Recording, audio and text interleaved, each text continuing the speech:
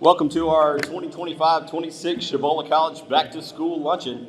We're pleased to welcome our guest speaker today, Adam Davis. Adam is a former law enforcement officer, multi-time best-selling author with more than 250,000 books sold. He's been featured in mainstream media from Reuters to Good Morning America and many others. Please help me welcome our luncheon speaker, Adam Davis. Thank you. Hey, the food was really good, and I think we need to take just a second and give a round of applause to Mary and her entire team for making this happen. Thank you. I'm gonna get in trouble for doing that. Maybe the mic. Good. I want to start by asking you a question, and I want you to think about it. You don't have to answer it right now, but think about it.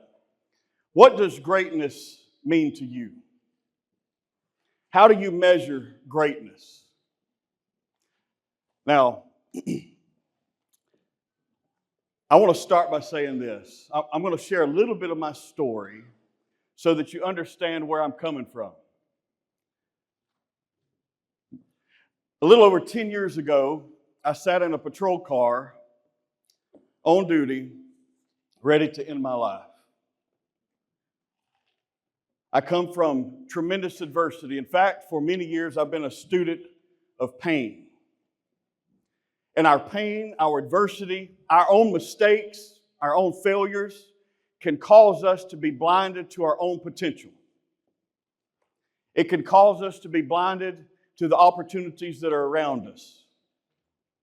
And here's what I know for a fact, having come through tremendous adversity like some of you, I'm not the only one, is that when you recognize your own potential, you have the superpower of being able to see it in others. And that's what I love about what you do. As educators, as faculty, everybody, it takes everybody to be a part of one team. And if you want to see greatness in what you do in the lives of the people that you pour into every day, it starts right here. Most everything you get throughout your training, your continuing education training, is to teach you to be more effective with your students, with those in your classes, in your professional career. Today, I want to challenge you for you. I've spent time traveling from New York City, which is a big deal from a dude from South Alabama. I'm just going to pause real quick. That's a big deal. Good Morning America to Los Angeles and Seattle. And most of my work is for law enforcement, military, and other first responders. And it's sharing a very heavy, dark story. So when Mary said, I want you to share something fun and inspiring, I thought, I don't know that I can do fun, but I got inspiring. Because I see what you can do. Every one of you has the potential to have an impact in multiple lives. My high school senior paper, get this, my high school senior paper, I made a D. And they only did that so they could move me on. Otherwise, I'd have had to stay a little bit longer. If they would have given up on me, I don't know that I'd have impacted more than 1 million lives to this point as a writer, as a speaker, as a communicator. Don't give up on the hard people in your class. The hard people in your life, period. It's easy when things get hard to want to move them to the side. So what does greatness mean to you? What does greatness mean to you? Greatness means juggling all the chaos, all the tasks, multitasking. It means balancing all the overwhelm that sometimes hits us in life. It means taking care of ourselves so we don't face burnout. Because burnout's a very, very real thing. It means taking care of your mind, your body, your spirit, and being there for those on your team. This is one team. It takes everybody at every level to contribute at a certain level of excellence and greatness so that you can accomplish a single goal. And that's to impact lives. That's to impact lives.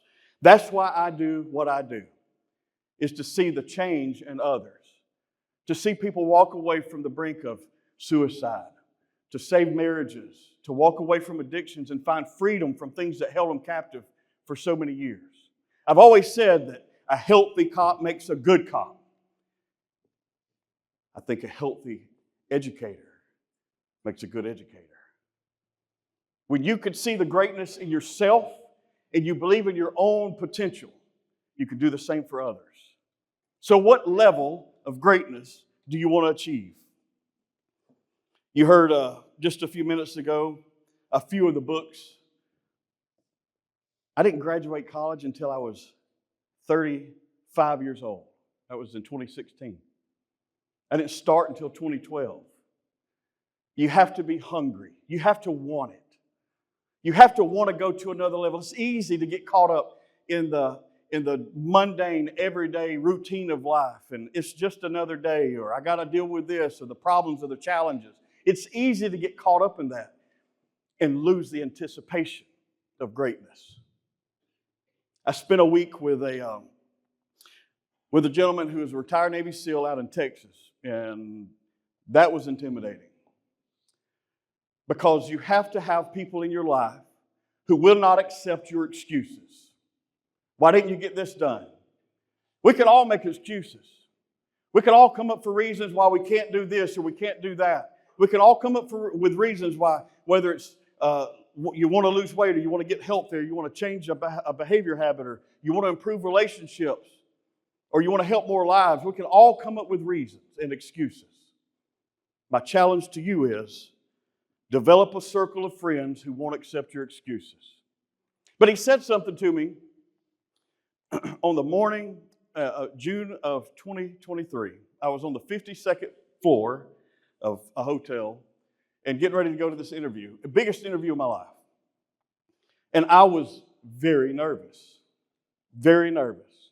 And he called me and he said, "Hey man, had you on my heart. What's going on? How you doing?" I said, "I'm getting ready to go do this interview. I'm real nervous." And I'm not going to repeat verbatim what the conversation was because it was spirited. And it was something along the lines of, don't forget who you are. Don't forget who you are. Don't downplay what you do. Don't downplay your contribution to whatever role you have in life. Every single person in this room plays a pivotal role in achieving the goals of one team. And if you want to achieve the goal of greatness, it takes you at an individual level, accepting your own responsibility for self-determination, and then coming together as a team to achieve it as a team. But you can't do it if everybody's not on board. So I'm going to ask you a question in just a second, and I need a 100% response. And the answer should be yes. Are you ready for it? Okay. That was the first test. Are you committed to the pursuit of greatness at Chipola? Yes. Oh, come on. Are you sleepy? Are you committed to the pursuit of greatness at Chipola? Yes. Yes. Good job. That's what I'm talking about. It takes 100% commitment from 100% of the team, 100% of the time. I know what it's like to be in a zero-defect profession and a zero-defect environment. There's zero room for error. There's zero room for mistakes. You have the opportunity to change lives. That's not like pie in the sky. I'm where I am today because an educator, because a friend, because a spouse, because my family didn't give up on me. I was a B student at best. Closer to a C because a D brought it down, but whatever. I've written 6.5 million words. I just finished book number 10 and book number 11's in the works. That's not to brag on me. That's what you have the power to do in the life of someone else. It's helping them realize their potential. It was other people who poured into me. It reminded me of who I am. And sometimes I still need that reminder. I'm going to tell you a story. And this is not my story, but I wrote about it in one of my books. And I share it often, depending on where I'm at. I felt it was appropriate today. There was this lion, mama lion. The mama lion was in the sub-Saharan desert. It's hot. The sun is beating down from the sky, and it feels like the heat's radiating from the dirt. And she's walking with a baby cub. And they're going to try to find some water. They want to find some water. But while they're on their journey to find water, this pack of rabid jackals comes along. And the rabid jackals surround the mama lion and her cub. The mama lion moves to protect her cub. But the mama is killed. This baby cub does all he knows to do. He eats leaves. He's doing things that are not characteristic to his nature as a lion. Until one day along comes this pack of sheep. What sound do sheep make? Anybody? There we go. You talk about a circus, okay? And one day this pack of sheep come along, a flock of sheep, and they find this baby lion, and the sheep say, "Oh my goodness, how sad and how tragic. Come with us, we'll take care of you. We'll be sure that you have everything that you need." And so the lion followed him. He followed with the flock of sheep. He began to eat the same things the sheep ate. He began to sound like the sheep. You want a circus act? You let a lion open his mouth and sound like a sheep. Lions don't baa. Lions roar. And so one day, this flock of sheep and this one lion who has grown with this majestic mane are surrounded by a pack of rabid jackals. The sheep have no chance. But in the distance, there's this older, more wiser lion. He's got some battle scars. He's been through some stuff. No, it's not Scar from Lion King. I know what you're thinking. He's a good lion. So he runs over and he grabs this younger lion and he grabs him by the mane and he says, "Do you know who you are? Do you remember who you are?" He takes his face to a nearby body of water and he holds his face over that body of water. He says, "You're not one of them. You're not one of them." Now, I'm sure that there are some people in this room that could roar just like a lion. But we're not going to do that today. We're not going to do that today. You see, that little lion went through tremendous adversity. He forgot who he was because of who he was surrounded by. If he had been adopted by another pride, if he had been taken in by other lions, then maybe he would have been a little bit better off sooner. But that's your job. Your job is to remind the younger lions of who they are. Remind them of their potential, of what they were created to do and who they're created to be. To help be there for them when they find themselves in adversity. For some of your students, for some of the people you encounter, you are the only voice that speaks life into them. You are their family. You matter. Take away all your titles, take away all your professional certifications, take away all your roles. You matter.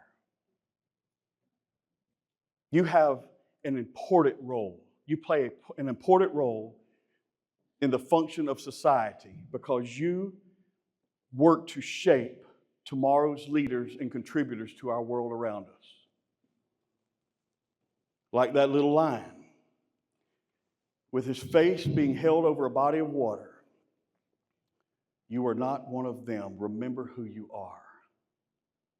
And then the wise old lion, I'm not calling anybody old, but the wise older lion said, "Now, let me hear you roar." And he didn't sound like a sheep anymore. He sounded like a lion. That's what you expect. Free from all the things that had encumbered him in the past. So your roar today is going to be a yes to that. Your roar is not going to, I'm not going to be cheesy, like get up and roar. That's kind of weird. I don't want to do that. But I do want to hear 100%. Not just yet, but just a second. So let's revisit the very first question. What does greatness mean to you? It requires a few things. Number one, gratitude. I'm grateful for every single opportunity that I've been given. I'm even grateful for the adversity because it's caused me to grow. I'm grateful. Is anybody in the room grateful today? Grateful. Number two, generosity. Being generous with your time, being generous with what you've learned in your experiences, being willing to be vulnerable with those when it's time to be. And being relentless in your pursuit of excellence, in your pursuit of greatness, in your pursuit of shaping the lives of your students, even your family. Don't quit. Don't quit. There's going to be hard days. There's going to be overwhelming days. There's going to be adversity. But in adversity, we rise. One team. One team. I know what it's like to not want to live, but I rediscovered a will to live. I rediscovered a will to succeed. I rediscovered a will to impact lives. And maybe yours isn't in a book, or maybe yours isn't giving keynotes, or maybe yours isn't doing TV or policing or whatever, but yours is one of the most pivotal roles in society, is shaping lives. So, I think I'm towards the end of my time. So I want to start with this. What does greatness mean to you? What does greatness mean to you? Here's what it means. Never, ever, ever quit. Never quit. Never let up on your pursuit to impact another human being. Do you know how big of a miracle it is to see another human being grow from adversity or grow from struggle and go do something that changes their own world? That's the power you have. So, with that being said, I want you to stand to your feet. I know you're sleepy. That food was good. Stand to your feet. Are you committed to greatness? I couldn't hear you. Are you committed to greatness? Yes. Come on, you got to do better than that. Are you committed to greatness? Yes. We're going to do it over here. I couldn't hear these people. Are you committed to greatness? Yes. Chipola has a beautiful future, and I think this will be the best year you've ever had. Look for one life, one person to change their life. Pour into them, one life at a time, and you'll see a different world tomorrow. Thank you for your time.